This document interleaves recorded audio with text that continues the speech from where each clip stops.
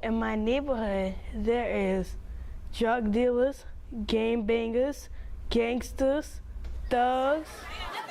Because I saw that young boy who was about 6 years old at the time, and to me, he just looked like he had no hope.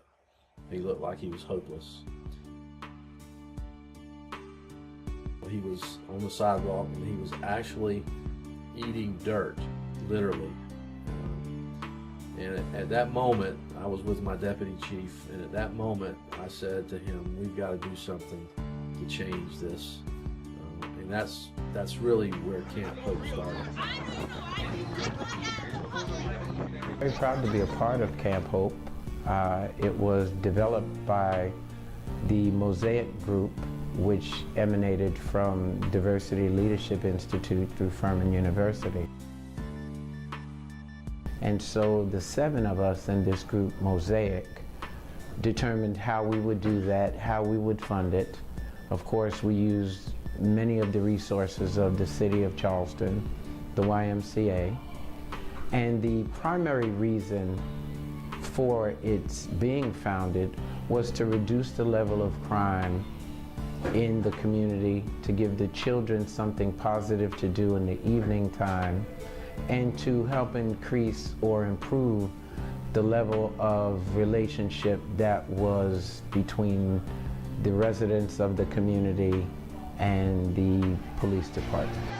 You hear negative things about police officers and you see them locking your cousins and uncles and family members up in the community, you're going to have that negative stereotype with the police or feel negative towards the police. Police officers were in these communities, kids would avoid them. They would not want to interact with the police officers. They would actually turn and go in a different direction if they saw police officers in the neighborhood. And to me, that was just unacceptable. That was not what I wanted the relationship between the police department and the community to be. I wanted the kids to feel like that the police were there to help them, that we were their friends.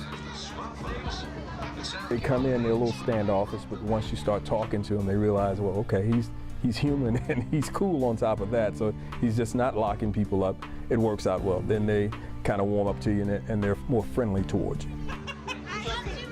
What Camp Hope has done is further strengthen the bonds between our police department and the citizens of our neighborhoods.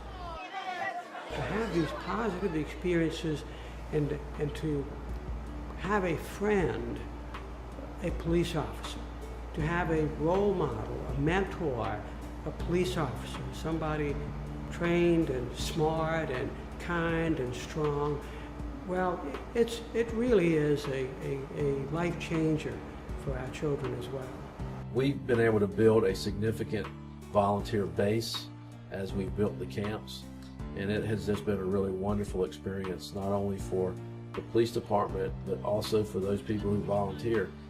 I volunteer at Camp Hope because I love the kids' enthusiasm and love showing them new things that they've never experienced before and giving them a chance to go beyond what they know life as it is right now. I like the volunteers that come to Camp Hope.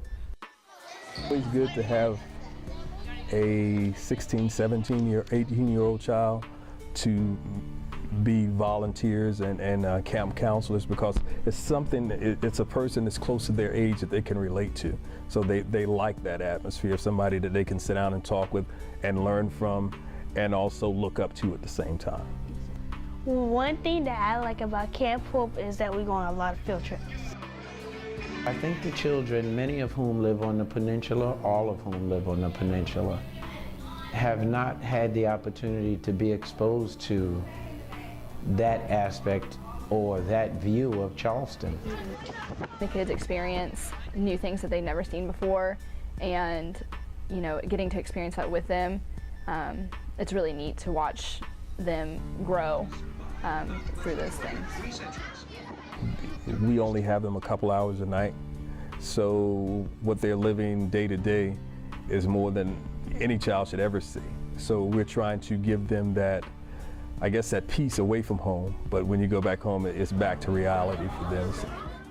All of these things are important because what it does is it gives the kids that are in some very tough neighborhoods who have been challenged historically with generational violence.